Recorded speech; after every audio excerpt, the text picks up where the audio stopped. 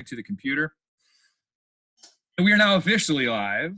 Friends, welcome so much to the, third, fourth session of Dialed In with WeldWerks. Got a big state of the industry roundtable discussion that we're super excited about, just so everyone knows. My name is Jake. I actually work with WeldWerks. I do some of the marketing stuff over there, and I'm just gonna kind of help guide us through some of this conversation with all of these lovely people that you see before you, whom I would like to introduce to you at this very moment. Got a veritable cornucopia, if you will, of industry luminaries, friends, beautiful people, folks that I would love to hear them, sing the phone book to me. And we get to all kind of hear them wax poetic on all things industry right now. And starting from the top, they are, number one, Isaac Bernstein-Miller. He is a GM of Reverie distribution out on the East Coast. We've got Jamie Bogner, who is the co-founder and editorial director of Craft Beer and Brewing magazine. We've got Neil Fisher and Colin Jones, who are the co-founders and head brewers / CEO, respectively, of WeldWerks Brewing here in sunny Greeley, Colorado. We've got the lovely Julia Herz, who is the craft beer program director for the Brewers Association. We also have Jess and Doug Reiser, the co-founders of Burial Beer Company, out also on the East Coast. And last, but certainly not least, the man, the myth, the legend, Jeffrey Stuffings, coming all the way from Austin, Texas, founder of Jester King Brewery. All out. Well, folks, again, thank you. Let's kind of dive in. Let's just start rocking and rolling at this point. So everyone knows, we just kind of wanted to take a particular arc with this. And also, with the number of folks that we had sign up, there's a pretty equal distribution between, from what we can tell, craft beer aficionados and industry professionals. There's a pretty even split there. And so some of these questions and some of the conversational direction is going to be skewed maybe a bit more towards one and maybe a bit towards the other. But I would encourage you to realize that at the end of the day, we're all in the same ecosystem. And so all of them are pretty relevant to everyone across the board. We're definitely going to talk about the current state of things, the state of the industry roundtable, right? And that, of course, is very important. There have been clearly a lot of changes and a lot of things that have occurred over the past handful of weeks that are that we have to be cognizant of and have had to respond to and would love to talk about. And so we will wade into some of those topics, some of the heavy stuff, some of the things that are a bit more a bit more heavy and a bit more realistic, I guess. At the end of the day, we also don't want to just kind of wade in that or kind of hold in that place. We also want to look at how we can all move forward positively together, not just where the industry is because of what we have experienced over the past 6 to 8 weeks, but where is it going? And how can we get there in a way that benefits everybody all together? So kind of trying to forge a path with the couple hundred people that are here, and of course, the help of our lovely guests. So I want to kick it off just kind of with a type of temperature check, I guess. And this is for everybody. We know that there have been, everyone has experienced some similar changes, right? On the brewery side, there's curbside pickup and there's online orders, and that's the same for a lot of us. And everybody is interacting more with their fan base through the interwebs and all of that. What I'd like to know from all you folks is, compared to say 3 months ago, what's different about your current day-to-day that folks might not naturally think of, or that might not naturally occur? And that can be, from a larger scale, like operational thing, down to a smaller, I never thought that this is something that I would have to think about on a day-to-day basis. And I'll start with Mr. Isaac Bernstein-Miller. So we've it's been an interesting little change for obviously all of our restaurants have closed. So from a distribution perspective, we went from moving lots of kegs and package to immediately almost exclusively selling packaged. There's some people still doing growlers and crowlers, but we have shed from going to 60, 80 places in a week down to we're really working with about a core of 20 places in the entire state. But that core of people are taking upwards of 600 cases from us a week, 700 cases a week from different breweries. We had the opportunity to bring in a bunch of WeldWerks. We've had some Jester King beers, trying to work with some people that we don't always work with all the time and bringing new things in. From a small distributor perspective, that's been good for us because a lot of the bigger distribution companies are not taking in new brands. They're not taking in new beers in general. So what we found is working with independently owned bottle shops and restaurants by bringing them some new things, some fun things. It's kind of, uplifting their business and bringing some new fun things to the community as well. But definitely a big change from not having to deal with kegs and cooperage and doing all that to, really exclusively working with bottle shops and seeing how that changes has been interesting. Awesome. Julia, how about you? You guys have always had real great direct interaction with all of us, really. So what has changed in your personal day-to-day as the craft beer program director, just with all the craziness of the past handful of weeks? Sure, and hello everybody. I'm talking to you from Lyons, Colorado. I got to stand and sit to change it up because many hours at the desk here. And I love the question because I think the word of the last few weeks has been pivot, right? We have been pivoting as individuals. And so on the association side, we've been pivoting and adjusting certainly many of our events. We could be at Craft Brewers Conference right now. Super sad about that. That is our tribe and our community getting together and really renewing each other and sharing that collaborative spirit that independent craft brewers are so known for. So that's a hit and a loss. And we've spent a lot of time on the staff side on our federal efforts to really go after making sure that you guys are taken care of. On brewersassociation.org, we have our main website. We've got all of our joint letters to congressional representatives, to Vice President Pence regarding CO2 shortage, out of code beer, addressing that to Congress, and then also getting other resources together so you guys see what it's like to have to shut down your draft systems and what is reliable and authoritative for you to depend on. So setting up our COVID resources has been the biggest pivot in the last few weeks. And we're coming into week 6 of this, and I don't think it's slowing down in the need to provide resources as this story unfolds.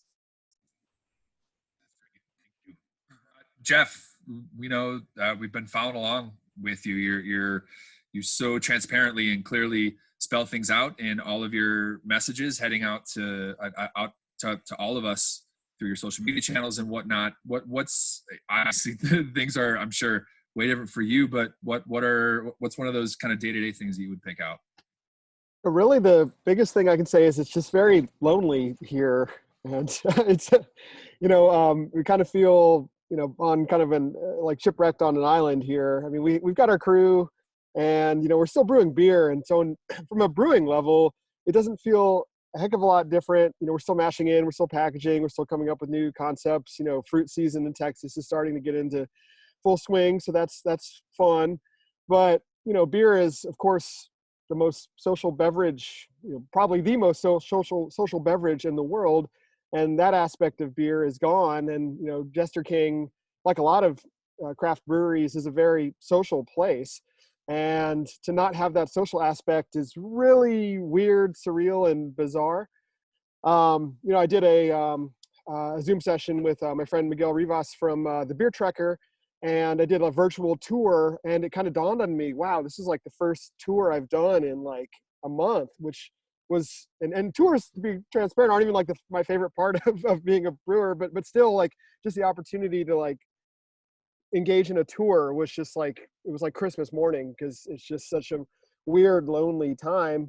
I mean, in some ways, I've grown closer to a lot of our employees because we feel like we're not just coworkers, but we're like, going side by side together through this crisis, this pandemic. So the emergency nature of it has brought us closer.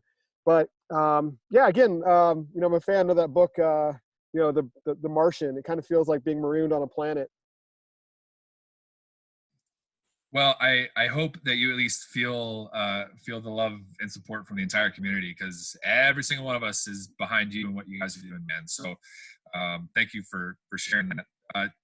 Jamie, curious, sir, where what a day in the life looks differently for you. Same thing with Julia. You've always been incredible, and that, you know, your business is connecting with the consumer and the brewer and all those.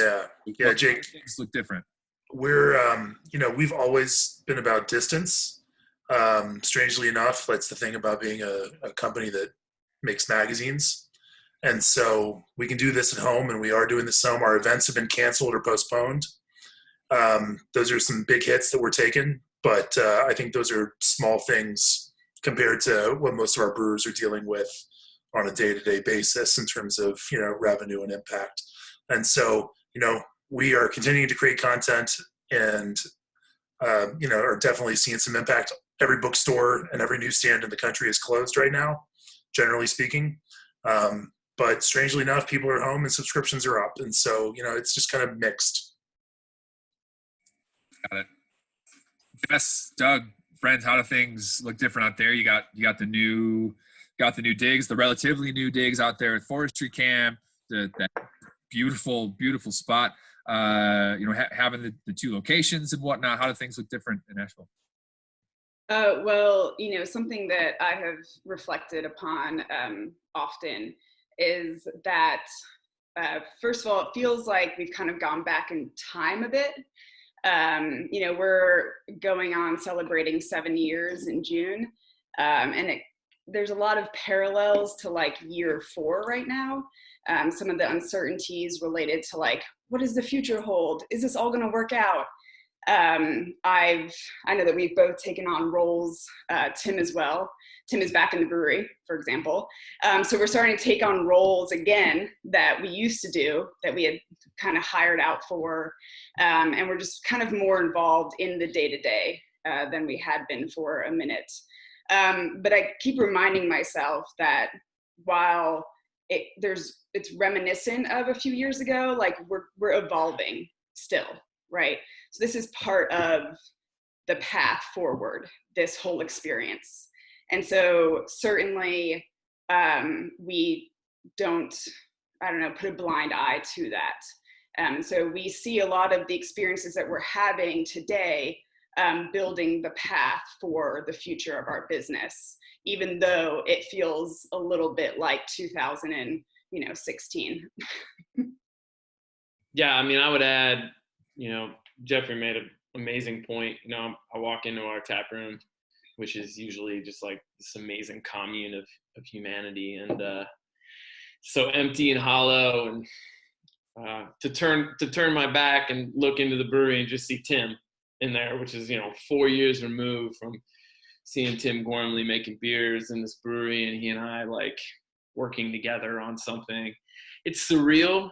It is kind of scary, but it's really empowering, to be honest. Like I think to find, you know, to dig into the pot and find some gold, like to see everybody on our team, you know, be all hands in and no one question a damn thing, knowing that we're all on the same path towards the same goal, has been so enlightening and wonderful and rewarding. And I think it's probably the best thing that's come out of this. I mean, they say never waste a crisis. And I will say that our team has, you know, grabbed every opportunity they possibly can to evolve this company as a team, not just what I want to do or what Jess wants to do, but what they want to do to meet the new normal. That's fantastic, and we definitely want to touch on some of those things. You guys have been such vanguards in pushing forward what a taproom experience can be, in my personal opinion. So I'd love to dig into more of some of that in a little bit. But before we start moving on, for the WeldWerks voice, I'll pick on Neil Fisher. What's different in your day-to-day, sir? He's recently picked up a beautiful arcade cabinet that has 9 million games in it, and so I have to imagine that thing's getting a little bit peculiar. But outside of that, what's the day-to-day difference for you? a lot of it, it's been, honestly, I dove into this sanitizer project. It kind of came out of nowhere for us. So it was something that we kind of created just as a way to engage our community, fill it, and let's see. Still muted or no? There we go. Did any of that come through? It did. I would just say with the two accounts, one of them, I think one of them is feeding back a little bit in one way or another. Yeah, so I think honestly, sanitizer, that's been the biggest project I've worked on. Our entire team is pivoting in lots of directions, like Julia mentioned. That's kind of the theme right now, is just pivot. And I think when we saw this need for something as simple as sanitizer and a way that we could get involved with a couple different partners, that just became this kind of, nothing that was on our radar. It's really nothing that is a part of our business at all, but it's a way that we've been able to serve the community. So that's honestly where half my time is being spent right now, is actually just trying to coordinate and work with our teams and our partners to get that produced, to get it out to the right people. That's awesome. I wanted to kind of hit some of the harder hitting questions right off the bat, just to face that reality, right, of the situation that we're in. And there were multiple questions that came in about advice for a brewery that is struggling in one way or another to stay afloat. And actually, Colin, I'll pivot to you on this one. There was actually a specific question, which I think you're really qualified to answer, is specifically when cash flow is down, and they give a figure, 75%. When cash flow is down 75%, what do we do? How do we keep afloat? How do we keep moving? I mean, that's no joke at all. So what do you're the numbers guy, brother. What do you think about that? I think overall, there's an overriding message that's at the forefront of my mind when thinking about cash flow or really any other sort of response to this crisis. First and foremost, if you did not have the pre-crisis structures defined, i.e., if you weren't managing cash flow before, you're fucked. You're fucked. Just have a beer and try to go to bed because it's just over. So the hard part is trying to pivot and build new structures and build new teams and build new roles, responsibilities, processes, everything when you're in the chasm of this crisis. So first and foremost, the response just takes into account that you're already managing your business appropriately in that regard. For WeldWerks, we have shifted to a week-by-week analysis on all fronts. So we're looking at production on a weekly basis. We're looking at financials on a weekly basis. Every single bill, I don't care if it's a $25 bill, goes into QuickBooks. It gets accounted for. We're not late paying anybody. We're not late on payroll. Everything's good, but everything's accounted for. Our books are also very, very, very strong. All of our chart of accounts, all of that structure that I was alluding to at the forefront, all already existed. So if you're not coming from that area of quality, you got a rough road ahead of you. And it's not to say that you can't overcome it, but you just have no room for error. So your communication has to be top notch. Your involvement of professionals to get you to level expert has to be perfect. You have to have strong team support around you. You don't have to have an accountant working for you, but you had better have a damn good accounting partner. You better have a good banker. You better get these systems into place. And you only got probably one more mistake up your sleeve that you can make before it just all goes to shit. Jeff, I know that you have the pulse on the numbers of Jester King at all times as well. Any advice you can give that same sort of question, both either specifically from a cash flow perspective, someone who could be ostensibly down 75%, or even just in general? What are the best moves at this point to do to stay afloat in a pretty rough time? Well, sure. As I mentioned before, on just in my writings and social media, we've geared our whole business around being about the on-site experience and bringing people out here. We felt that in a very, very competitive beer market that's gone from when we opened, having 1,500 breweries to now over 8,000, that focusing on the tap room and experiential model is the absolute way to go. And I still, but for COVID-19, wholeheartedly stand by that. I think that is the model of the future, but for a pandemic. So that left us, highly vulnerable. I will say on a positive note that, the curbside contactless curbside pickup has been better than expected. We've kind of pivoted our brewing schedule to make more like hype and whale beers, which have, helped kind of bring in some revenue. Our kind of daily drinker beers are just like not even being brewed right now because, well, we can't serve them on draft. For us, despite having made a lot of pivots and, generally, as, Colin alluded to, having our financial house in good order going into this crisis, we're still, not profitable in this state. So, I understand that a lot of people got, to this point in time, shut out of the CARES Act payroll protection program. Jester King fortunately was able to get in and qualify for a loan, which is partially forgivable through the PPP Act or program. So that helps enormously. I mean, that kind of lengthens the runway to recovery, where it took us out of essentially desperation mode to, well, I sure hope, by the latter part, fourth quarter of this year, things are looking at least somewhat more open. Otherwise, that PPP money will start to dwindle. So, and the PPP is being replenished. I understand, especially in the restaurant industry, a lot of people got just screwed out of money. I think only like 4.5% went to the restaurant industry. And obviously that includes in part, brew pubs. So there's should be more financing on the way. Not ideal by any stretch. There's a lot of flaws with that program, but there, in my experience, there are some positives as well. The EIDL from the SBA, and sorry to throw all these acronyms at people, but again, I'm just referring to my experience where like we are not profitable, and I don't see any way we can be profitable in this state. So for a brewery like us, we have to rely on government help or we have no chance.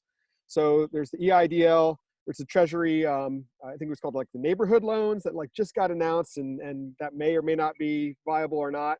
On a smaller scale, the James Beard Foundation is providing some grants. Facebook, Craft Beer and Brewing Magazine generously gave us a $5,000 grant, which was wonderful. Appreciate that, Jamie.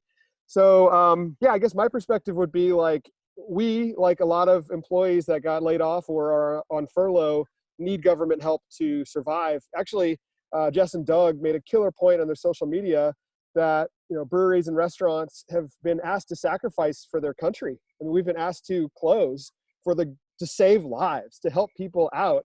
And so if we're not going to see any help from the government, well, then something's wrong. So yeah, the government help needs to be there, and in our case, it had to be there. I want to bounce actually from that quickly over to Julia. What kind of resources do you guys have at the BA in general that we can be pointing people to who might be in this situation, who are finding themselves underwater and finding themselves extra stressed? Where can they go? What can they do? What can the BA do for them? How can you help direct them to wherever it is that they need to be directed in order to keep vital operations going? Yeah, and it's a day-to-day proposition right now, right? On April 7th, we published our second impact survey results, and almost 46% of the breweries that replied to our survey said they couldn't make it 1 to 3 months. So it is a major question. I almost get chills, answering it. And from the business perspective, and I know we have many beer-loving fans because we're all here for the beer, right? But starting with the business perspective, my Twitter handle, and I do Twitter most, everybody has their choices of channels, at Herz Muses. I just reshared today what we have a coalition of craft beverage producers, and we had a day of action, which really got together, thousands of asks to our congressional representatives on some key things, and we need thousands more asking for these things for craft brewers. Everything from suspending your excise tax relief, right? Because we got a 2-year relief and then that was up. And then we lobbied again and got another year that you guys are in now for federal excise tax relief for breweries under 60,000. That's up at the end of the year. So we asked for that, and we need people to keep that top of mind. We've got permanent extension of that ask, so it never is a year-to-year proposition. So the Craft Beverage and Modernization and Tax Reform Act is a long-term play. But for the day-to-day, we've asked for additional funding, and Jeffrey, mentioned it.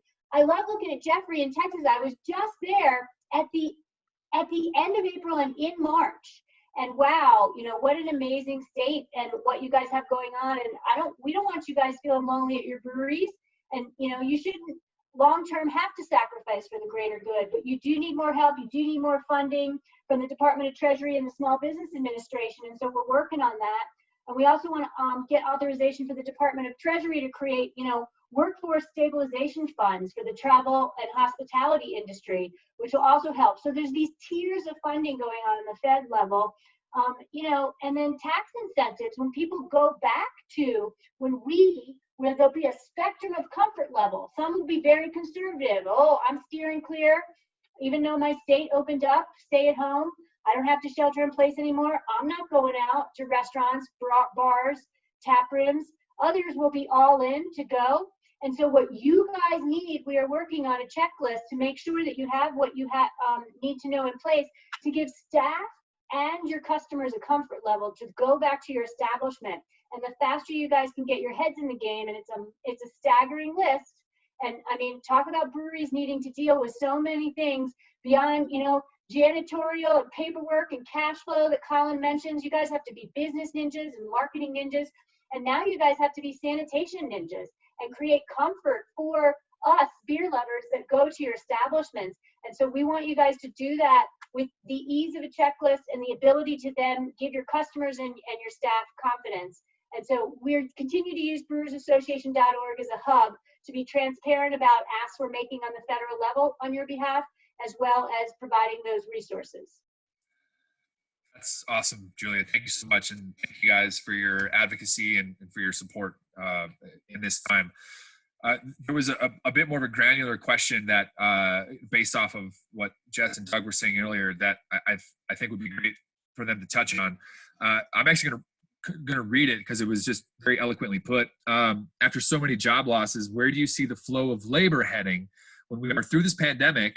And what would you encourage that group of hardworking, intelligent industry members to do? And so he was basically just pointing to, hey, a lot of us are gonna be furloughed or gonna lose our jobs one way or another. So once this is all said and done, what is the flow of labor back into this market ultimately look like to you guys? Yeah, I mean, we have, our business has a lot of different components these days, right? We do have the brewing, production, and we have a lot of support staff around that still. And then we did open a restaurant in September, and we do have 2 tap rooms. So of course we have the retail, and then we also have the wholesale distribution network. We self-distribute to the whole state of North Carolina, which is still active mainly due to, off-premise grocery. We are certainly talking a lot about how we can start to bring back front of house folks. And we've been able to keep a decent amount of them employed in the taproom front because of our pivot to delivery, pickup, and shipping. The restaurant is certainly an experience that we're currently navigating, which is we laid off, all of the front of house staff for the restaurant and the majority of the kitchen staff because, while we're doing pickups and delivery, it's an on-premise experience solely. So, we've talked a lot about what that will look like as far as maybe phases of staffing goes. Something that we have been doing is we've been keeping in touch with all of our folks during this time. We have been providing the opportunity to pick up some grocery boxes as well during every week, which is connecting us to our local purveyors, putting some money back into the local economy and staying connected to our staff members. So that's all been really positive as we hope to, again, gear up to reopen the restaurant specifically. Yeah, I would add that, production and packaging and shipping is paramount. And we, those people, we realize that we're involved in those components of our business are essential components to us actually existing. And because of that, we've actually provided additional compensation to those people who are willing to put a mask and glove on and go and spend 10 hours on the floor, brewing beer and packaging beer and delivering beer. Our self-distro has grown immensely in the past 4 weeks. I would say that was not necessarily a surprise. We always kind of like lived at the 50-50 borderline because I'm paranoid and freaked out that something is going to collapse, whether it be wholesale or whether it be retail. And so we tried to have a really good balance of like desirable retail attraction, beers you can only get by coming to our front door, while also having a really good core distribution model. And that core distribution model allowed us to have enough pull that when grocery went through the roof, they came calling, and we were able to kind of grow overnight into marketplaces that allowed us to make more beer. I mean, we had a record week last week. We packaged almost 3,000 cases of beer that we shipped out, and that's insane for us. And that is a testament to our staff who continue to show up and believe in what we're doing as a company and understand that like we have been reacting. I'm telling you, when I went to New York for Pastry Town the first week of March, I felt it, and I was like, this is coming. And we flew home that night, and we said we need to pivot right now. And everybody thought I was freaking crazy, including this one beside me. And I said we're gonna change. We're gonna package beer. We're gonna be ready to continue to try to put as many, as Jeffrey said, whales or just desirable, retail draw stuff out every single week. And we're going to initiate shipping. One of the things that we're really good at is compliance. I am a lawyer background, and this amazing woman to my right is like the queen of compliance. And there are a lot of people in this industry that know that she's very, very good at it. But we had like a shipping program in our pipeline for like 6 months, and it just, like all things, when life's easy, you just keep lower prioritizing. We'll get to it. And I, kind of woke the sleeping dragon right when I got back early March, and we got on compliance and got permits and got it all figured out with shipping companies and negotiated rates. And we were able to get a shop up pretty quick. And I think that like that's the future. It's taking our experience that we put so much love and passion into making these cool beers, with cool names, with stories behind them, with totally interpretable content and art. I got an artist that I work with very intentionally on every single can art or every single bottle art. Like, we're trying to give you something that you could sit there and from sip one to the final drop, you could continue to like digest. And so there's not much of a difference between that bottle or that can being consumed on our premise. We love our premises, and we want people to come to our funky ass shack in the alley. But the comfort of your own home, man, I'm happy to send that experience home with you, and for you to dive deeply into it. And so for us to try to create not only the on-premise experience, but the off-premise experience, it's been something we've been trying to craft for years.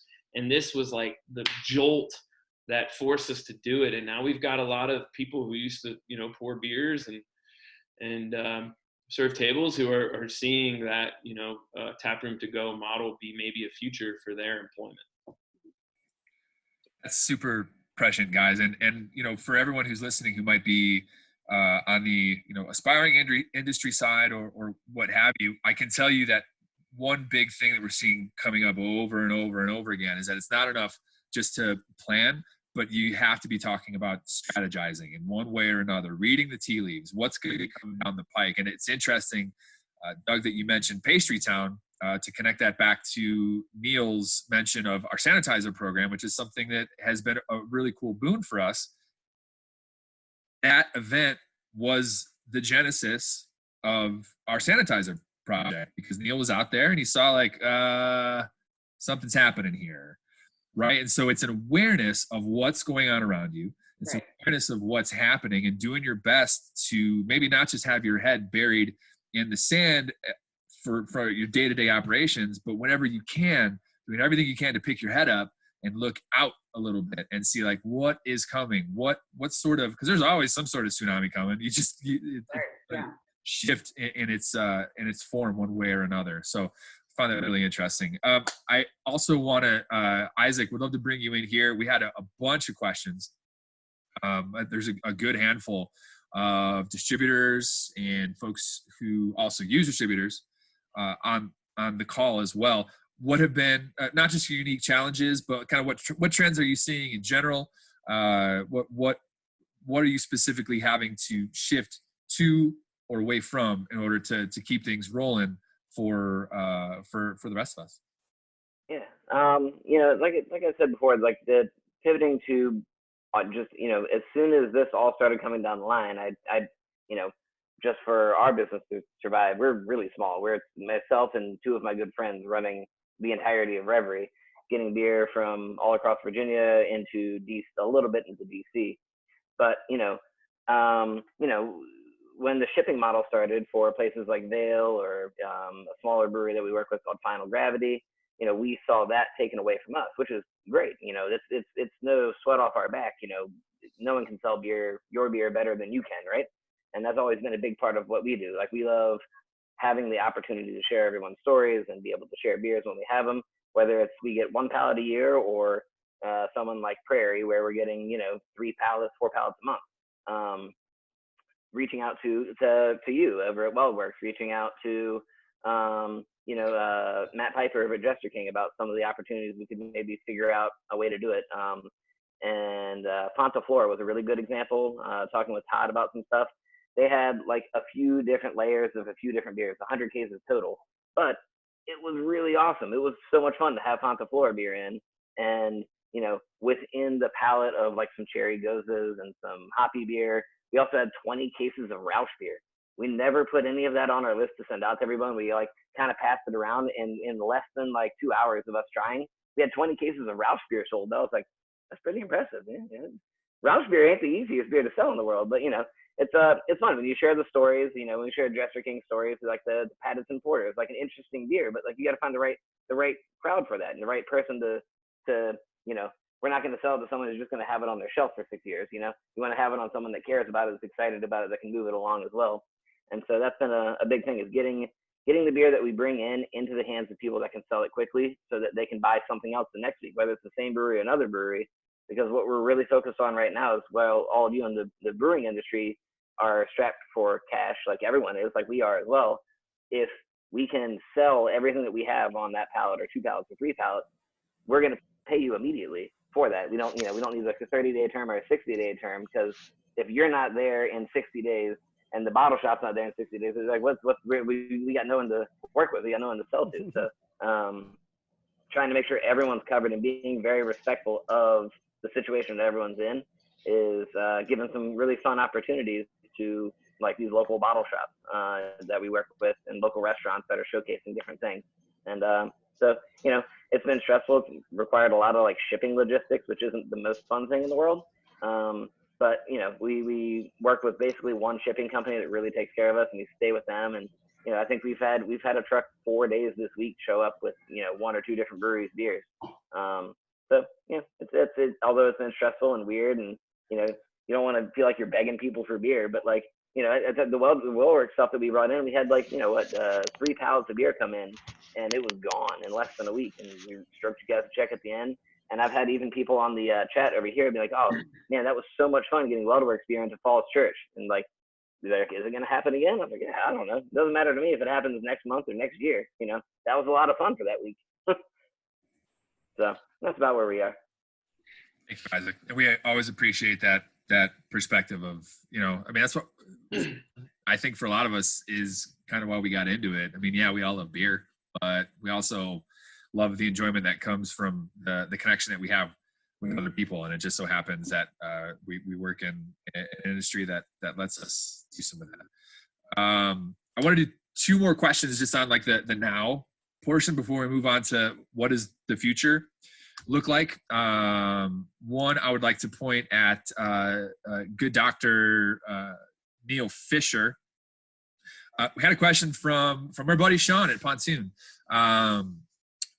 Was just asking about the idea of what releases look like moving forward, kind of riding that line between getting folks out to the brewery in some form or fashion, getting the liquid sold in one way or another, but also maintaining all of the good social distancing and safety policies, which, you know, have been a huge part of all of our talks and digging into at the WeldWerks. So what advice do you have for folks who do have beer that they want to release out to the public, but they don't want to compromise safety of guests or of staff or anyone in between?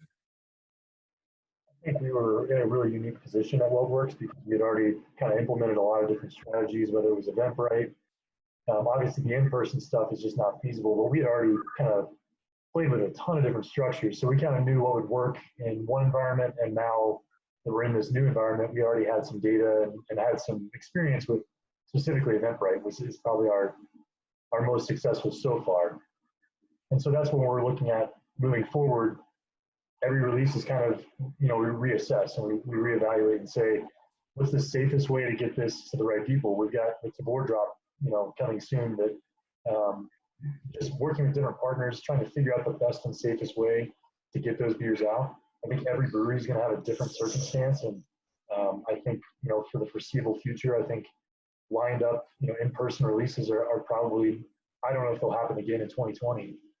And I think the faster we can adapt to that reality and figure out the best path forward and the safest path forward, I think the more successful. I think the reason a lot of breweries have already found traction with their release structures is that they pivoted very quickly.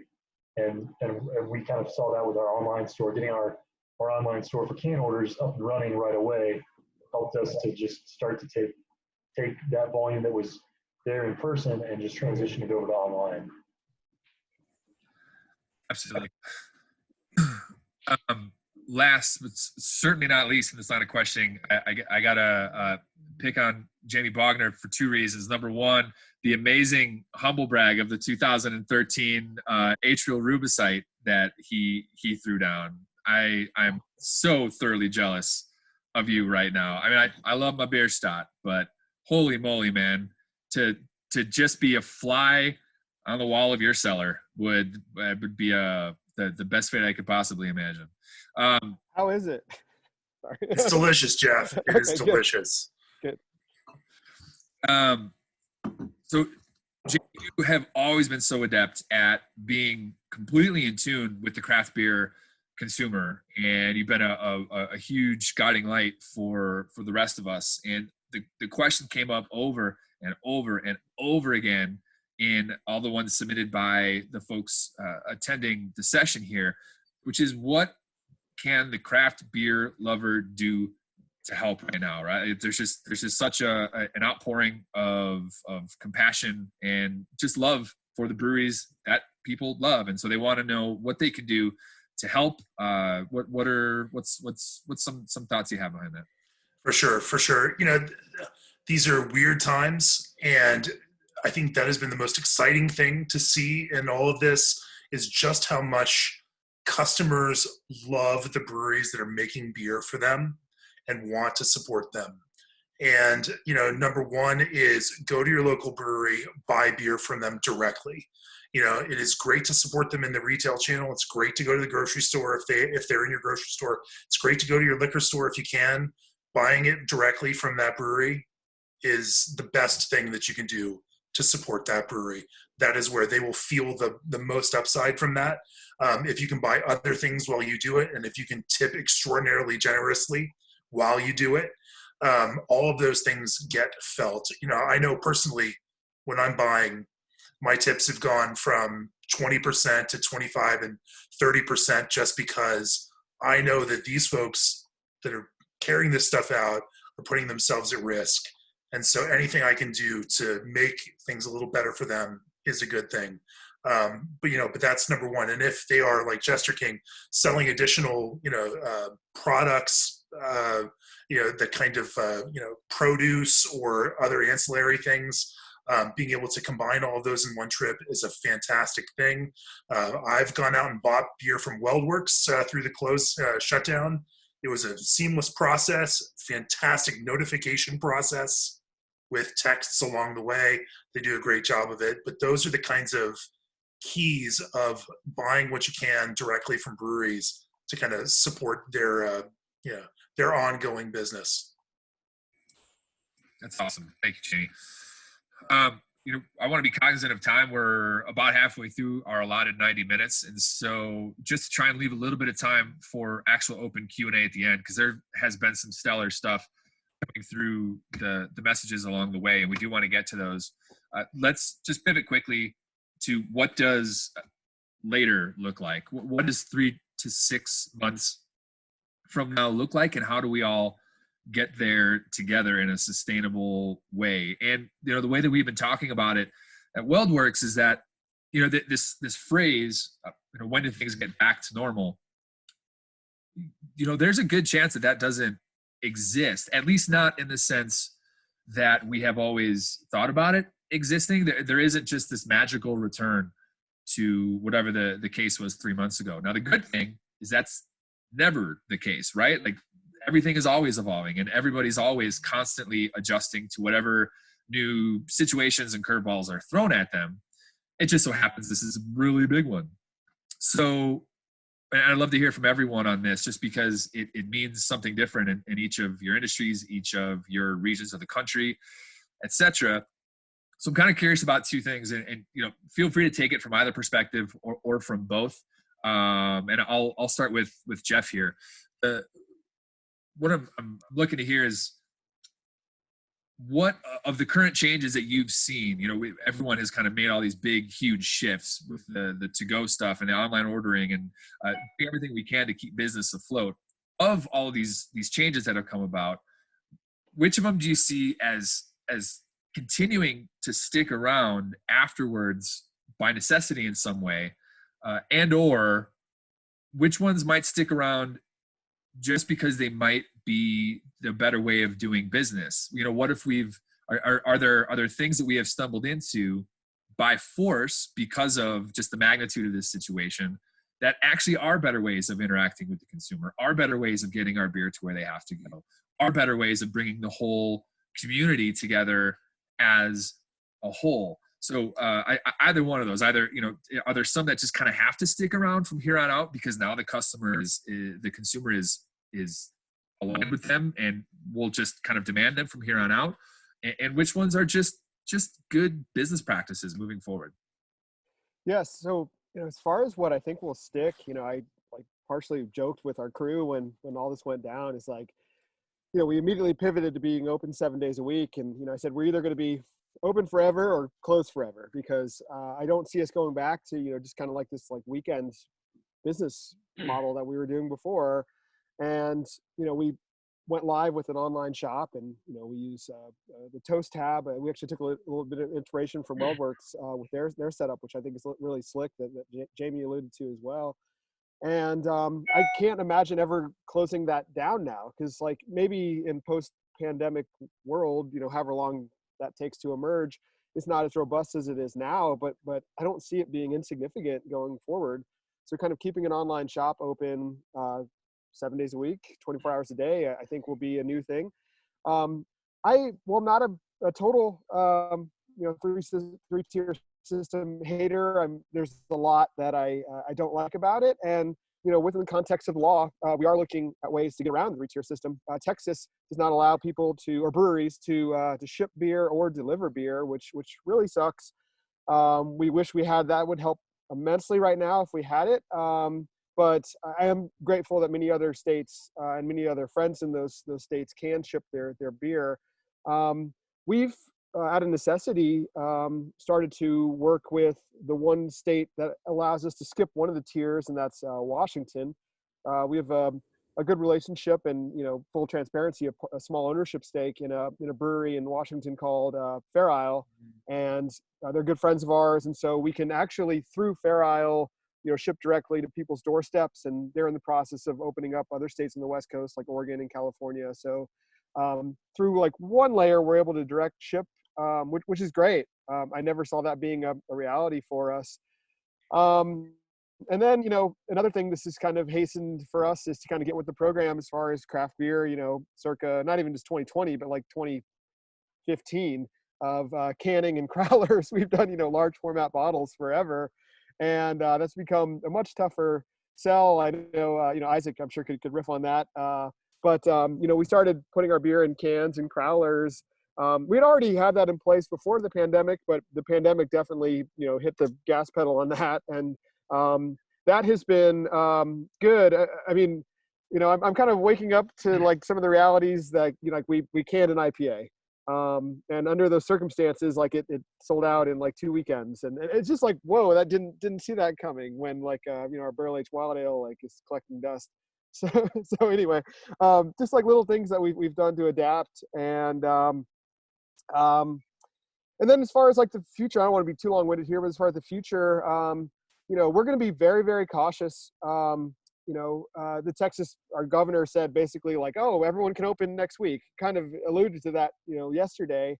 And, I think there will be a lot of people who are excited to go out to bars. There'll be a lot of people who want to stay home, but we want to be very careful, both for the public and for our staff. So we're actually thinking about even doing like a system where like, you can, essentially make a reservation to come out to Jester King, and maybe there's 20, maybe 50, whatever is reasonable. We'll do that many reservations a day, and that's it. And that way we can have like very kind of strict control over how many people are here and the distance between them.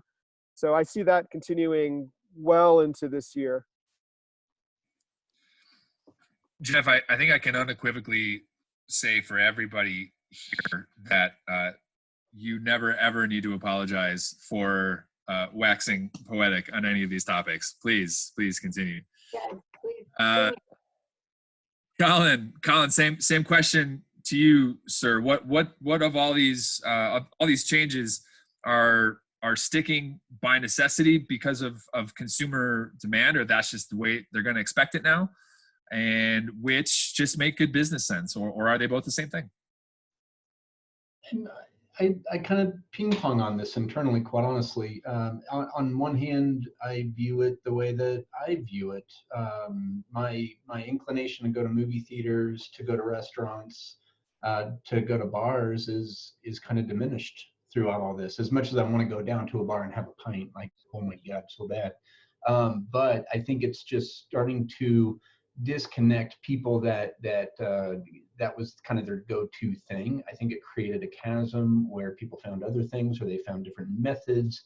And so I don't know. I think never keep a human down, because we're just social creatures. We want to be out, as we've all said. Beer is such a social liquid. And so I do think people will come back. I think that DTC model will be a little bit more important. I do think the governments will find themselves having to change laws, particularly across state lines and kind of at the federal level, to really ease the delivery of any sort of good across the U.S. And how do we struggle with this at WeldWerks, as you know, Jake? We have a great to-go system, but damn it, that's still not an engagement. Like it's cool that we're doing the text and keeping people aware of orders and everything, but we're still launching a bunch of new beers each week, and we don't have any way to sample or talk about it or really anything. So that online message, that marketing message, that social connection, these kind of programs, the video chats, everything is going to kind of take a little bit of an advantage away from the taproom experience of York. Totally. Julie, I would love your reflections on this topic as well. I feel, being with the DA, you can get a bit of a broader view that, some of us we're stuck in our bubbles, right? In our regional, in our city or our state or what have you.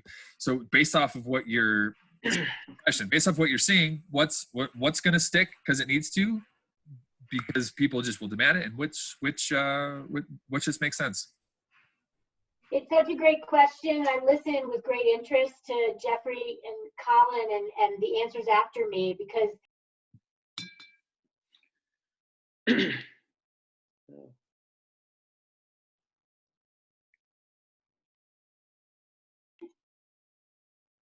Unmuted? Good? You're good. Not bad. Thank you for my community of Zoomers to point that out. I appreciate it. That's the joke of late. Like, can you hear me? Can you hear me now? Basically, it's such a great question, and I listened with great interest with Jeffrey and Colin speaking, and I'm curious to hear the answers after me. What I was starting to say is you're going to hear everyone have their own spin on this type of esoteric question. What are we going to see in 6 months to a year? But you're also going to see patterns.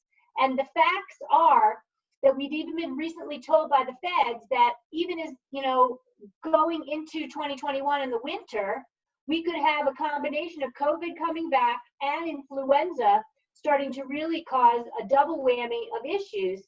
And so you have to look at this as a long-term view of exactly what you're asking. What can small businesses, small brewery businesses included, do to stay alive and survive? And one of my answers is the continued model of innovation and diversification, right? Independent craft brewers are amazing innovators. You guys innovate in beer styles, in packaging, in presentation. You guys have disrupted the beer world from mass-produced American lager to, oh my God, 8,300 plus breweries in 2019. And this culture that we're all now feeling is so affected. So the diversification is important. And I think Jeffrey's touching upon it. The new ways to market are really important. Direct to consumer is a beautiful thing. It's a privilege, not a right. This is temporary. And so what are we going to see for less than 10 states that now have it to have that advance when 40 plus states have it for wineries that are allowed to do it? So different access to market, I think efforts are going to go on, and it only makes sense. And then the virtual piece that's been brought to our world, like, yeah, I'm the kind of a beer writer and beer blogger, and I've hung in this format, but not 8, 10, 15 Zoom calls in a 3-week period. Like, I've done socially. I mean, sure, we WebEx for work, but like, guys, this is a whole new way of connecting with your community. So I think we're going to see virtual connection stick, especially for, like I said, that spectrum of people that are going to be less liberal and more conservative. They're not going to be as comfortable to interact with your brands and getting beer direct and fresh from you, but they would be comfortable to do a quick curbside pickup from a retail establishment or maybe your tasting room if you're lucky, and then connect this way so I can ask you guys about my beers. So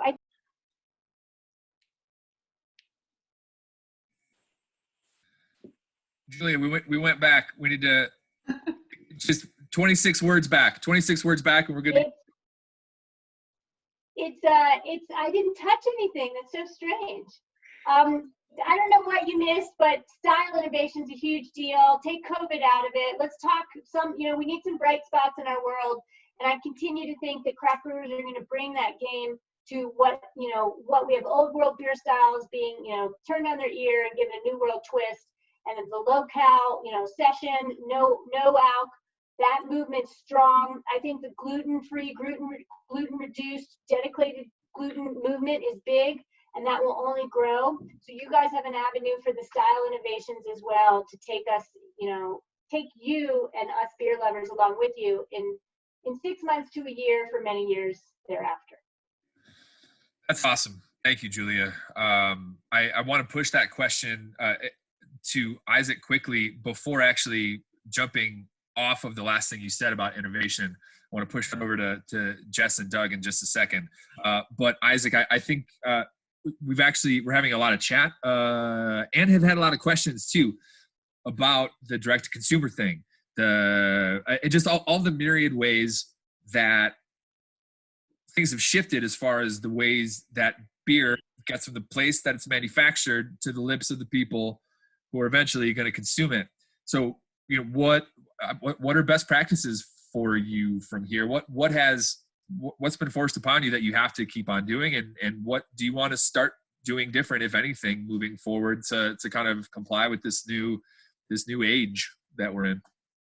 Yeah, so that part's been interesting because some of our local establishments, like some of the places that we work with, have expressed to me, like some of the bottle shops or restaurants that are selling beer are saying, well, now these breweries that we work with, just specifically in Virginia, are now shipping direct to consumer, and that's our competition. And I'm saying that it's really not your competition. Like if someone is such a fan and so passionate about getting the beer that they're willing to pay that extra markup of paying for shipping, like why not let them? And like what you can get directly from the brewery is always going to be infinitely greater than what you can get from a distributor.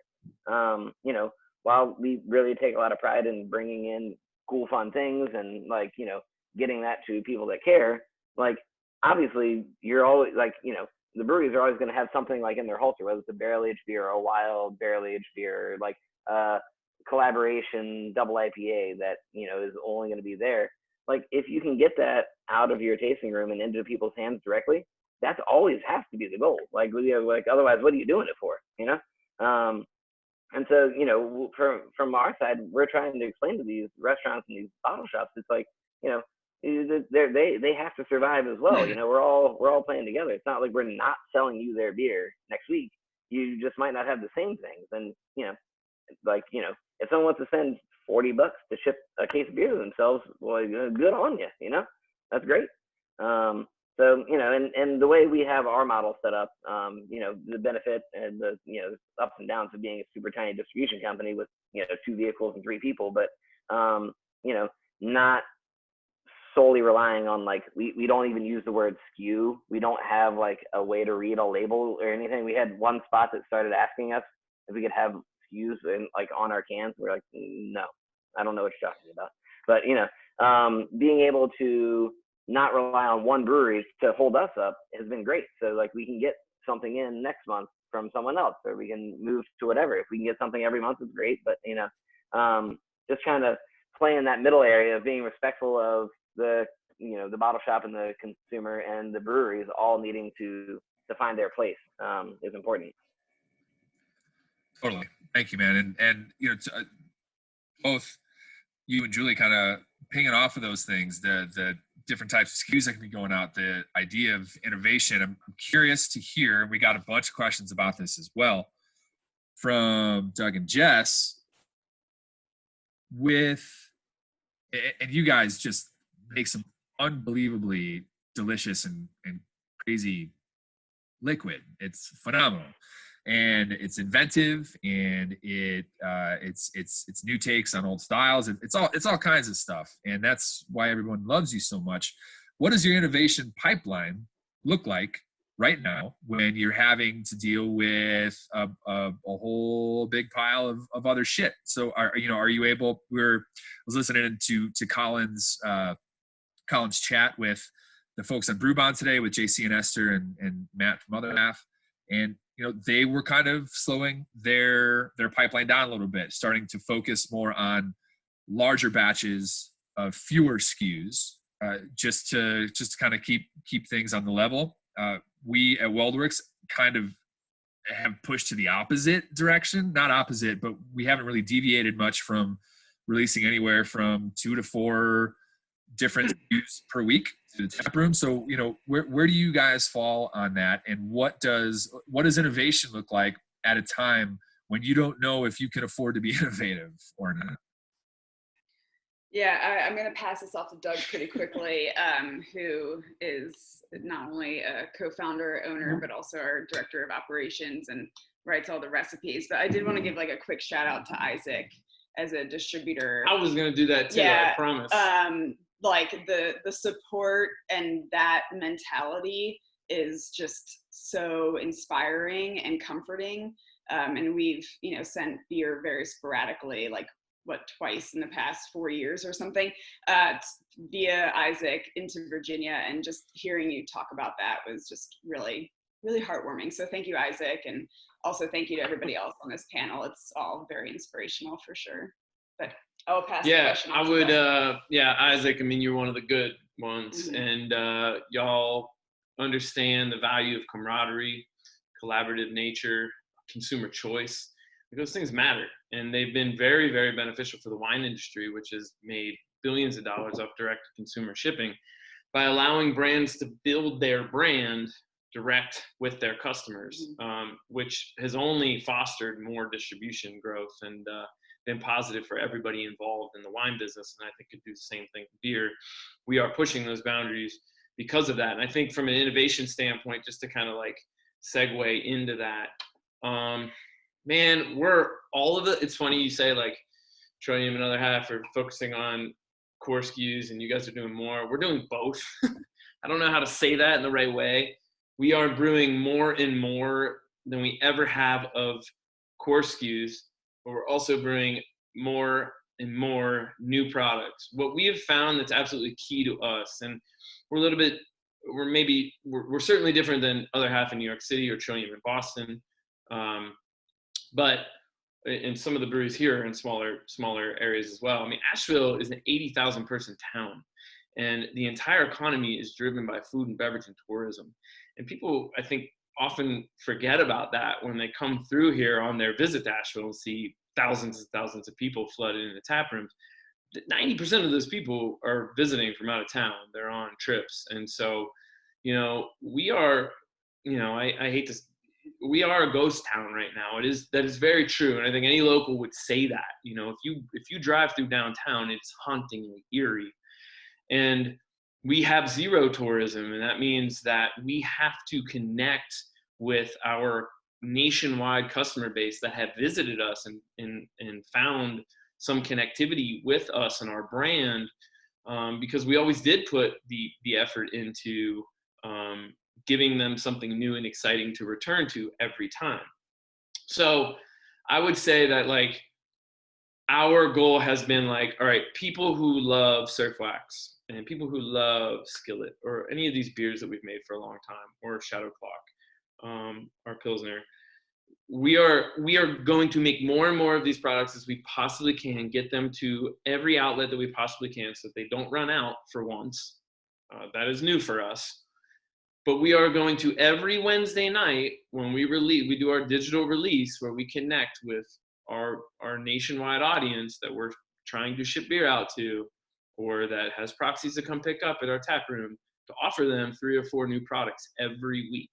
And that is a commitment that I made, and it is not easy to keep up with, but you know, we have the art team, we have the brewing team, we have the sensory team to stay on that schedule, to push those boundaries, to, you know, commit to the customer experience in a way that they know builds Burial's brand. And it's really weird because there's a lot of breweries right now that might be like, it's all about survival and clinging on. There are a lot of opportunities to build your brand right now. If you are the brewery that is talking to your customer every night, like Tim and I committed to for the first month of this, every freaking night at 9 p.m. Eastern, we were doing a live, we called it Night at the Altar, where we shared a record and a beer with people and had a cheers with them. And then we started inviting some of our friends that are brewers on. Like, there are opportunities to build those brands, but it takes a lot of fucking, a lot of initiative and drive, and you got to put a lot of work in to continuing your creative experience. And I think that, for those of us, there was a study I read last night about the isolation impact on seriously vivid dreams for people right now that are going through this. And if anybody else is experiencing like crazy fucking dreams every night, it is very much a product of our realities of being isolated and stuck at home and separated from our social experiences and things like that. And for me, it's driven a lot of creativity. And, I don't want to put a cap on that. I write it down on a notepad and continue to try to drive new beers. For me, hazy IPA has changed into, how do I make hazy IPA more repeatably drinkable? They're little nuanced things.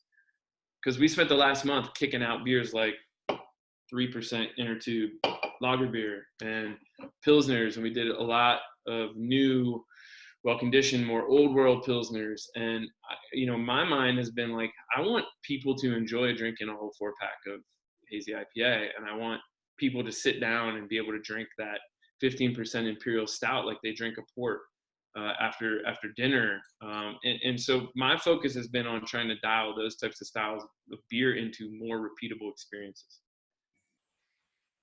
I want to let's just keep riffing on that, because there's some folks on this call who I've had the pleasure of having some really brilliant conversations with over the past few years, and I'd like to keep hearing. Let's pivot over to Jeff. You're forced to innovate in one way, right? Kind of being in this island, so to speak, that you're feeling. Innovate as far as connecting with your consumer, but then also what do you do with your liquid innovation pipeline? What are you doing with that? Is you mentioned starting to bring the quote unquote whales out a little bit more and whatnot. Is that something that you continue to do? Do you just say fuck it and just start pushing down the doors more on some crazier stuff? Where does your head go with all of this as far as innovating, both on the consumer connection side and also on the beer side? Yeah, it was really dramatic just to see draft beer get taken away so quickly. I know we're not alone on that. That was one of the pleasant trends that we saw going into 2020 that really kind of started to fire up in 2019, was that draft beer was just really moving well on site and through distro channels, and just overnight that was just gone. I mean, we're putting now maybe a couple kegs out of each batch, or a couple barrels out of each batch into kegs, just for if and when we might be able to open up our tap room again in a limited capacity, or fill some crowlers here or there. So just kind of the everyday kind of sessionable beers, we've kind of removed from our schedule. We just don't have an avenue to really move them. So, we've been focusing on the things that people will get out of their house and get into their car, since we can't ship beer, and actually drive out to Jester King, which is a good 20 miles from downtown Austin. So while we're not way out in the sticks, it's kind of a commitment to come and visit Jester King when you can't even get out of your car and kind of enjoy the nature out here, which is one of the main appeals. So it's fruit season right now. Fruit season in Texas is particularly long since we don't get much of a winter. So we're just doing really a bunch of barrel-aged fruit beers, which have always kind of been our bread and butter as far as releases.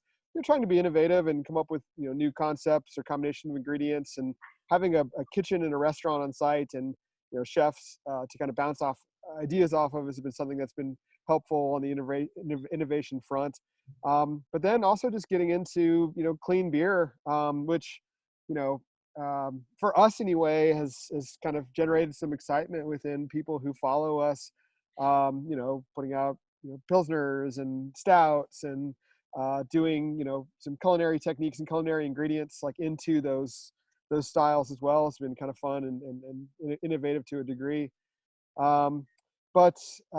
Just really having, just kind of cap this point, we had moved a lot away from kind of the hype game or the whale game or the release game. We're like, we're kind of tired of that. Let's just have like a fun place to hang out. Let's make sessionable beers. Let's make good food to accompany it. Let's have, fun events and a nice experience out here in a farm and a pretty place. And then all of a sudden, like overnight, it's like, boom, all that's gone.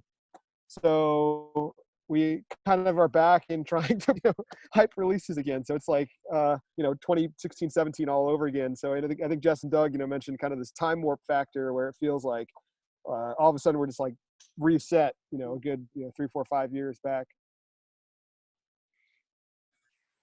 Totally.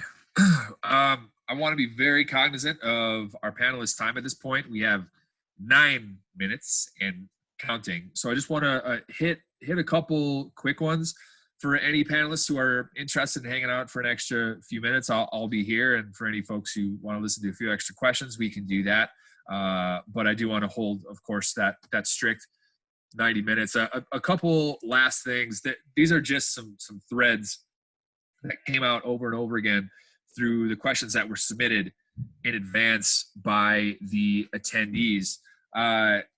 Maybe point this one to Julia. Julia, would love to know, with all of the uncertainty happening right now, the last count I saw of kind of permits in motion for breweries, I mean, it was well over 10,000, 11,000, something like that, if I recall correctly. What does that prospect look like? We had this hockey stick that was continuing to go. I mean, maybe it was trailing off a little bit, but people were still thinking like, this is the thing to do, is to keep opening up breweries. You know, A, how do you feel about that? And B, regardless of that answer, what do you say to the fledgling entrepreneur who it just feels in their gut that this is the right thing to do, and this is something that I have to do?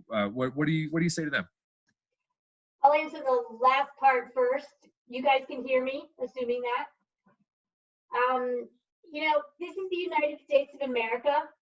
If you think you can make a business run and you want to go for it, you should freaking go for it. And your heart's in it, and that's what's going to take you in a good direction. It's not a slam dunk though, but so that's the piece of it that I think where breweries in February going into March and then COVID hits, you're right. We've got 2,000 plus breweries in planning on the books. The Brewers Association, we keep a database of everyone that's logged with us that they are planning on opening. We're going to see less breweries. We're going to see brewery closings. We just don't know how many. We're also going to see not as many breweries from that list of 2,000 open, but we are going to see brewery openings, right? So you had almost 1,000 brewery openings in 2019. There were more than 1,000 in 2018. So we were starting to see a little bit of a tapering off, and we had almost 300 closings. That is not at all what you would think in a beverage and hospitality type of business compared to if you look at your average restaurant closings. So in the space that craft brewers are in, and again, I think craft brewers should continue to diversify so they, you know, you guys can juggle what you sell and keep up with demand on many levels. I think we're going to see some people still stick it out that can find that funding and get through the other side of a year in business. And we all know that a brewery in their first year of business, we need to give them a chance. They don't have their brewing process dialed in. Their beers might not be exactly world-class where they want them. And so we need to see those breweries make it more than a year. So some will open that won't make it that whole year. And then the last piece that I'd answer, because you said, how do you feel about this? And, you know, speaking on behalf of my job at the Brewers Association, national nonprofit trade group that represents the majority of breweries in the United States, we exist to promote and protect small and independent craft brewers, your beers, and the community of brewing enthusiasts. You know, we don't get in the prediction game. But personally, as a beer lover and a home brewer and a customer, I feel ripped up. I feel beyond ripped up and sad and moved to tears. And you know, I've been through the Front Range floods. I'm a FEMA recipient. I've been displaced from my home. You know, you've been through natural disaster. You know how it feels. This is bigger than that. And so I feel the need for community as much as the next beer lover and as much as the next citizen and parent and wife and sister and, you know, daughter and all that. So I feel terribly ripped up, and I want to end it on a positive note that for what beer brings us, it brings us together. It's beyond the beverage in the glass to most of us. And we can continue to bring that to many people as they come of age and become 21 and older, and or as they discover beer because they always had their nose turned up to it. But we are the evangelists to help people, you know, bring them to the beverage, and that's the positive spin. So I'll leave it with that. Doug, you know, had the find gold. When you have a crisis, there is growth. Watch everybody around you. Learn from everybody around you. Take it in and have it be a period of growth. And if anything, no matter where we all land after this in 3, 6, 9 months, a year, we will hopefully have grown and evolved as individuals. And for that, I'm very thankful. Thank you, Julia. Again, once again, I do want to toss one more over to Jamie. You've been around the country, around the world. You've seen and observed with a keen eye more tap rooms than most. And so again, this is something else that there were a lot of questions about. Moving forward, is there a different way that we build in-person experiences over the long run at our tap rooms? Is there a major shift there? Are we hoping that our best bet is just to try and claw back as much as we can to the way the things used to be, or is there a better way forward? Is this an opportunity for a different way forward? I think honestly, the big answer to that is we don't know. That we don't know, what timing is on things like a vaccine for COVID-19. We don't know what legal restrictions are going to look like, in the 2-month, 4-month, 6-month, 12-month period. It's hard to say, and it's hard to say what needs to be legally mandated versus what will be an effect of consumer behavior and will be on the backs of businesses to provide for consumers just so that they can get people and customers in there. There's a lot of questions out there, and I don't think we'll know the answer. I think the answer that will be evolving over the next 1 month, 3 months, 6 months. What I do know is that these times are the times that predict those businesses that will be successful in the long run. When you look at why something like Anheuser-Busch is Anheuser-Busch today. It's because they took advantage of situations like Prohibition. They took advantage of times when things got tough. They consolidated power and political,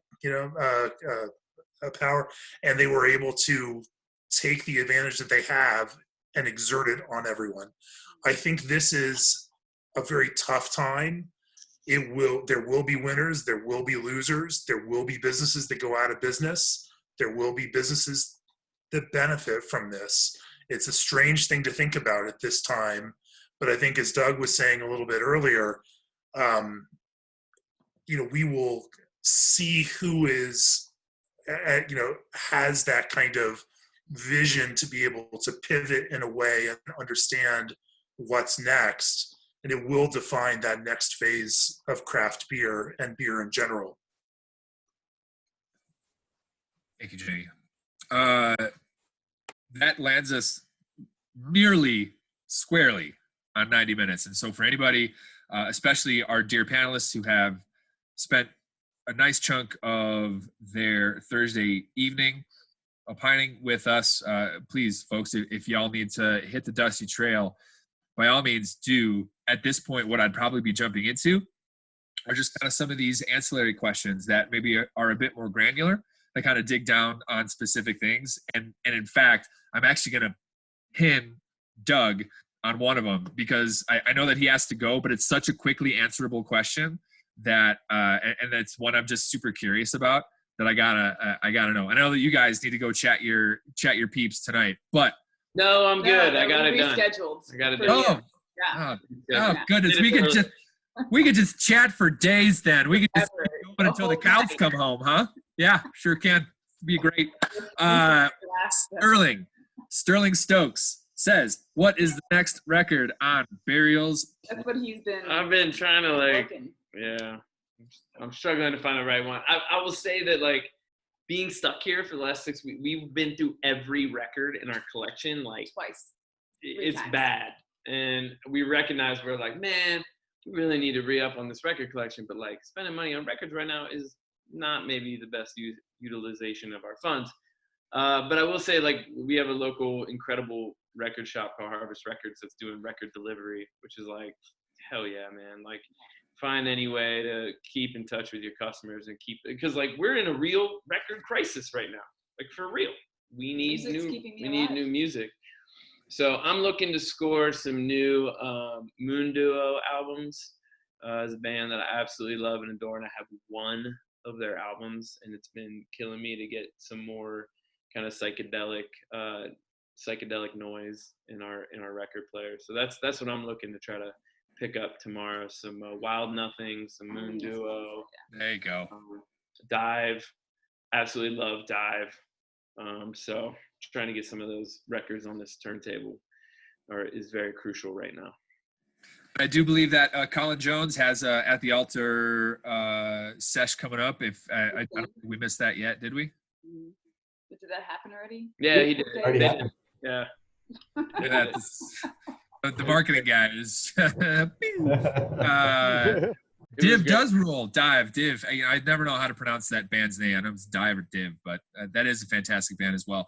I did have a really interesting one, and I kind of throw this out to the group, and I do want to reiterate: if anyone has to jet, please don't be beholden to any of these cues at this point. This is all kind of like bonus after session. Oprah's just sitting down and rapping with Tom Cruise a little bit, sort of thing. Not that I'm going to get another beer. I'll be back. Oh, please, Julie, by all means. Not that I fancy myself Oprah by any means, but You're better than Oprah. Conversational path. So there was a question about fests, which I thought was really prescient. So we're seeing them starting to get canned left and right. Oktoberfest in Germany now on the chopping block. CBC is gone. I think everybody's curious about what will be the case with GABF. We've had other fests that have just that have been stalwarts that are not going to be happening anymore. So moving forward, does that entire landscape change? Is it even still a thing anymore? Do we start embracing this idea of these sip in place or stay in place festivals or what have you? Is that ever a thing that we can crawl or claw our way back to as a way of all kind of congregating in a physical way? Or are we, potentially looking at having to adjust that model moving forward? And Neil, I'd love to kind of pick on you for that question. I don't know what you think about what the future of beer festivals might look like, not years down the road, but over the next 12 months, 6 to 12 months. What are we looking at? And I think we obviously postponed the WeldWerks Invitational to October, just knowing how, even that was well before June. Obviously, we're still not close to June yet, but getting closer. I think it's going to be very different. If anything does happen in 2020, it's going to look different than it did in 2019. I think one positive, I've been trying to find silver linings everywhere we can with everything. I think it's been mentioned before, but I think just really taking a hard look at sanitation at the fests and just how cleanly service we can be better about clean service. We can be better about just the way we're cognizant of what that looks like at a fest. I think there's a lot that will have to happen. I think that, like we've all talked about, I think pivoting, if an in-person festival isn't possible in 2020 in the same way that it happened last year, what is a way we can connect? And I honestly, I don't know. I think we'll see a lot. I think Oktoberfest was kind of the first domino. I think we'll see some others fall. I think those of us that have kind of procured a fall date, it's October or later, it's still up in the air. I think anything before that is pretty much off the table at this point. And I think we'll know a lot more in probably 3 to 4 weeks.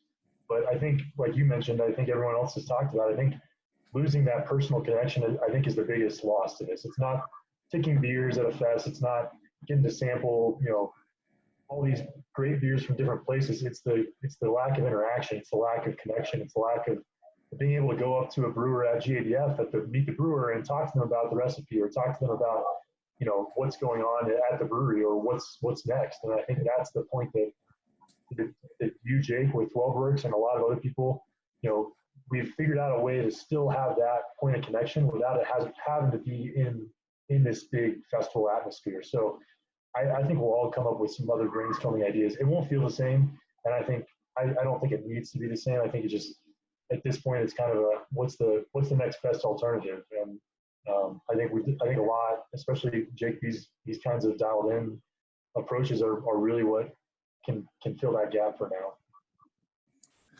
I hope so. And just to remind everybody, we do have many more of these coming up. A homebrew thing coming up. We actually had a fun little, it's already sold out, unfortunately, but we'll do more of them in the future, where Neil picked out his own 4-pack at the brewery where folks could sign up, come pick up that 4-pack. He's going to walk them through that whole thing as a tasting flight, so to speak. We got another barrel aging session and a whole bunch of other things coming, so keep your eyes peeled for those. And that's really the purpose of these is to keep the connection that is, at least it has been for me, just not a constant, but also a lifeline throughout this entire industry. Because whenever you show up at a fest or at another, even if it's a brewery you've never been to, you know that there's friends right across the bar. So we want to kind of keep that sort of vibe going as much as we can through this Dialed In series. Julie, would love to hear from you. There were actually also a lot of questions. We weren't able to get to them previously, but I think you're uniquely qualified to speak to them. As far as changes in legislation moving forward. So there's been a lot of pressure that has come down or kind of come from the bottom up from different industries, forcing governments to kind of change the way that they view how business is done. And I think we all know that a lot of the liquor laws are labyrinthine at best in different, Jamie crushing the sandwich, labyrinthine at different spots. So, you know, can we expect there to be a sea change here moving forward, where maybe this could be the thing where legislators and government agencies finally open their ears a little bit and say, no, that this is a really important part of the economy. So what can we do to help them? And I know you guys do as much as you possibly can, but is there any possibility that this whole situation might actually be hastening on some of these changes that should have taken place a long time ago? And you're talking about beverage alcohol sales generally, or I missed it. I went to go get my beer. Sorry. Yeah. So just legislations around sales, you know, kind of the interstate commerce thing, shipping from one place to another, for whatever people, I know people feel differently about the direct-to-consumer thing, but what that looks like, shipping across states, just like will there be a relaxing or an easement of the way that breweries are able to get beer into people's hands? Not necessarily directly, but you know, we don't want to necessarily we don't want to dismantle the 3-tier system by any means. Right. But can we find some ways to be flexible within some of those that are actually, at the end of the day, more beneficial to everybody across the board? Yeah, and let's get at the fact that you mentioned first the 3-tier system, and for everyone calling in, you're probably beer geeky enough to understand that. But yet we have self-distribution in 30 plus states, but we depend on that 3-tier system. It keeps us safe. Product is trackable. Our distributor partners, 1,000 plus of them, used to be frankly 4,000 plus though, so less and less distributors, more breweries, not so great, but the distributors that are in place, you do an amazing service and are partners to breweries. I will say too, though, that distributors are owned or controlled, the majority of them, by big beer. So there's that piece, and we were leading into that before this whole COVID thing. Now you have this opening up of what seems to be a very viable way to market that beer lovers and consumers are responding to. So I'd like to think our federal government, you know, it pays attention to small business. They certainly did with their, you know, initial relief funds that were released. We want to see more. But smart legislators will pay attention to the fact that where there's business that is controlled and viable on both sides, producer to consumer, that's something to nurture. That's what makes things great in the U.S. You put alcohol in the mix and it makes it harder. You know, checking 21 ID, that's a really big deal. The direct to consumer is a factor in that, and how businesses like Drizzly, I talked to them last week, and Tabor, you know, we've got a lot of companies that are doing, I think, really good models of what's going on there. And so, sure, it'd be great to see things evolve that worked for everybody, that helped our retailer partners still have that halo effect from craft brewery businesses and your tap rooms and brew pubs, because we can prove that when beer lovers go to a brewery or a tap room, hey, then that leads to sales at retailers. Instead of taking away sales, it's not black and white. And then that shipping, it could be an interesting one to watch. And so I do think it's something that this COVID environment could have created an opportunity to have a better discussion on what will continue to serve what beer lovers want and what breweries are willing to service. Awesome. Thank you. Folks, I think we'll probably call it a night at this point. If there is sufficient demand, we can do something similar to it in the future. We really appreciate everybody tuning in and sharing their thoughts. Watching the chat this whole time has been awesome. It's part of the reason that we love doing this because you're just the most fucking cool community in the world. And I know that was a really grammatically incorrect way of putting it, but that's okay because it's 7:42 out here and it's time to sit down for a little bit of whiskey from Pine Bluffs, Wyoming. So I'm going to go ahead and dive into this. Once again, unbelievable amounts of thanks to Isaac Bernstein-Miller from Reverie Distribution, from Jess and Doug Reiser, from Burial Beer Company, Jeffrey Stuffings, from the inimitable Jester King, Neil and Colin from our very own WeldWerks, the amazing Julia Herz from the Brewers Association, and God, who could ever forget Jamie Bogner, Craft Beer and Brewing Magazine. We appreciate it so much. Hope you have a lovely rest of your night. Stay safe and just, let's all just take care of each other, and hopefully we'll see each other sooner than later. Cheers, y'all. Yeah. Thanks, guys. Much love. Thank you, WeldWerks.